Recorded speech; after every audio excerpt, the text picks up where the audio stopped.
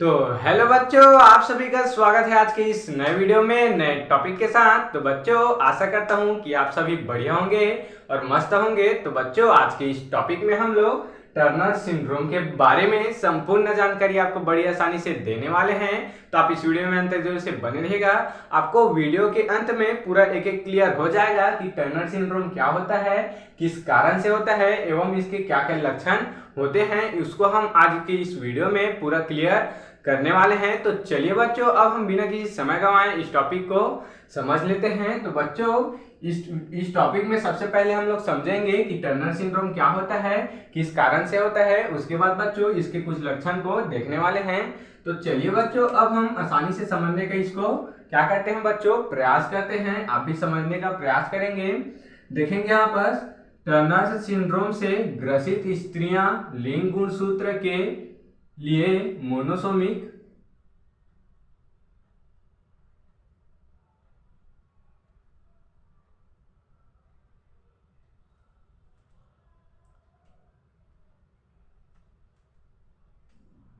Turner syndrome से ग्रसित स्त्रियां लिंग गुणसूत्र के लिए मोनोसोमिक होती है। तो देख सकते हैं बच्चों, यहाँ पर एक शब्द आ गया। क्या आ गया बच्चों? मोनोसोमिक। इसको भी हम लोग समझने वाले हैं। तो बच्चों, इस लाइन में क्या बोला गया आप समझने का प्रयास करेंगे। जो टर्नर सिंड्रोम से जो ग्रसित स्त्रियां, यानी कि बच्चों यहाँ पर एक बात तो क्लियर हो गया कि यह जो टर्नर सिंड्रोम है वह किस में होती है बच्चों, वह केवल स्त्रियों में ही होती है। यानी कि लड़कियों में ही यह सिंड्रोम, यह संलक्षण पाया जाता है। यह गुणसूत्री विकार किस में होता है बच्चों?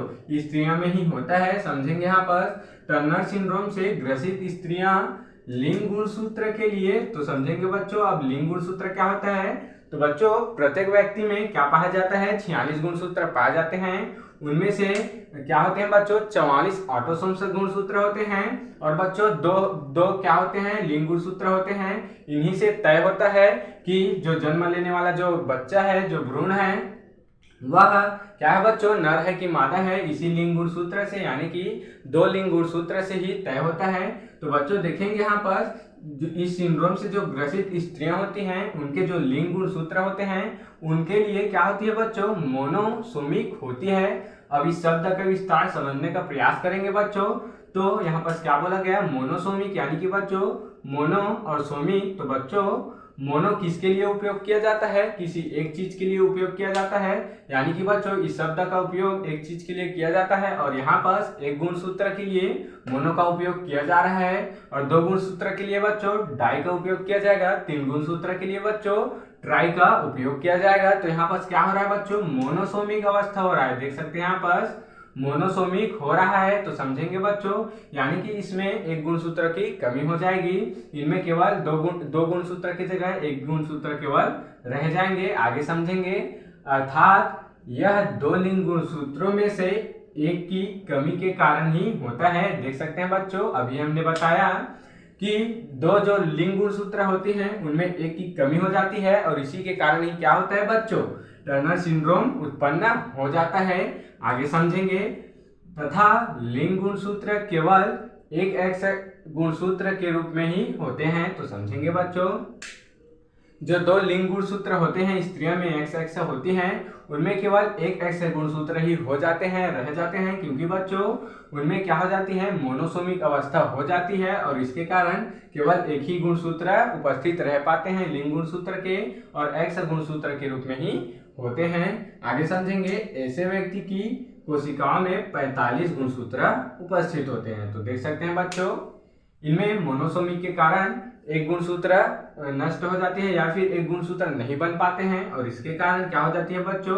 केवल एक एक्स गुणसूत्र ही रह पाती हैं लिंग गुणसूत्र के रूप में और 46 की जगह क्या होती है बच्चों? 45 गुणसूत्र ही उपस्थित रह पाते हैं। जैसा कि बच्चों हमने पिछले वीडियो में डाउन सिंड्रोम के बारे में जानकारी ले लिया है। उसमें देखे थे हम लोग कि उसमें 46 की जगह कितने गुणसूत्र थे बच्चों?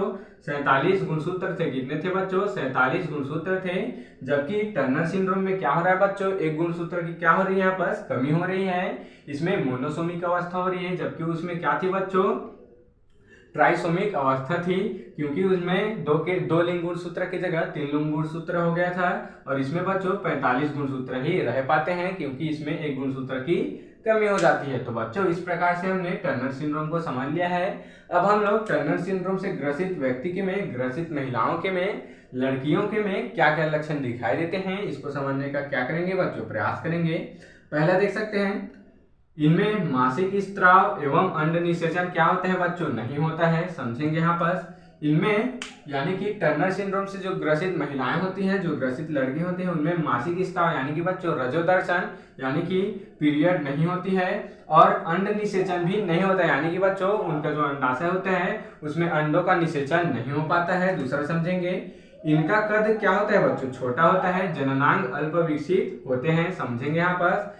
इससे जो ग्रसित जो महिलाएं होती हैं, जो लड़कियां होती हैं, उनका कद छोटा होता है, और जननांग यानी कि जनन के जो अंग है वह अल्प विकसित होते हैं। और बच्चों समझेंगे तीसरा, बाल्यावस्था में यह सामान्य लड़की ही दिखाई देती है, किंतु बच्चों किशोरावस्था में अंडाशय के अविकसित होने के कारण क्या होती है बच्चों, यह बंध्य होती है। तो समझने का प्रयास करेंगे यहाँ पर क्या बोला गया, समझेंगे आसानी से।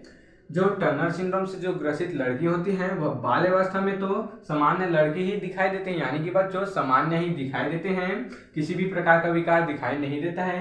किंतु जब किशोरावस्था होता है यानी कि बच्चों 12, 13, 14 इस स्टेज में जब लड़कियां होती हैं तो उनके जो अंडाशय होते हैं, अंडाशय के अविकसित होने के कारण वह बंद हो जाती है, यानी कि बच्चों उनका जो अंडाशय होता है वह अविकसित होता है और उसके कारण यह बंद हो जाते हैं। यानी कि बच्चों बंध्या कहने का तात्पर्य क्या है, इनमें बच्चा पैदा करने की क्या होती है बच्चों, क्षमता नहीं होती है, इसी को ही क्या कहते हैं बच्चों, बंध्या कहते हैं। चौथा समझने का प्रयास करेंगे, इनमें मादा हार्मोन यानी कि बच्चों एस्ट्रोजन का अभाव होता है, समझेंगे।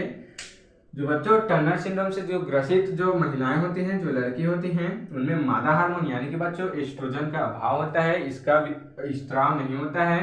तो बच्चों इस प्रकार से हमने बड़ी आसानी से टर्नर सिंड्रोम को समझ लिया है, आप इसका स्क्रीनशॉट ले सकते हैं। तो बच्चों आशा करता हूं कि यह टॉपिक आपको जरूर से समझ में आया होगा, और ऐसे ही नए इंपॉर्टेंट टॉपिक के लिए मेरे इस चैनल में बने रहिएगा। अगर आप इस चैनल में नए हो तो इसको सब्सक्राइब करके बेल वाले आइकन को दबाकर प्रेस कर लीजिएगा, ताकि आपको मेरी अच्छे इंपॉर्टेंट वीडियो सबसे पहले आप तक ही पहुंचती रहे। तो चलिए बच्चों फिर मिलते हैं किसी नेक्स्ट वीडियो में नए टॉपिक के साथ, तब तक के लिए जय हिंद जय भारत।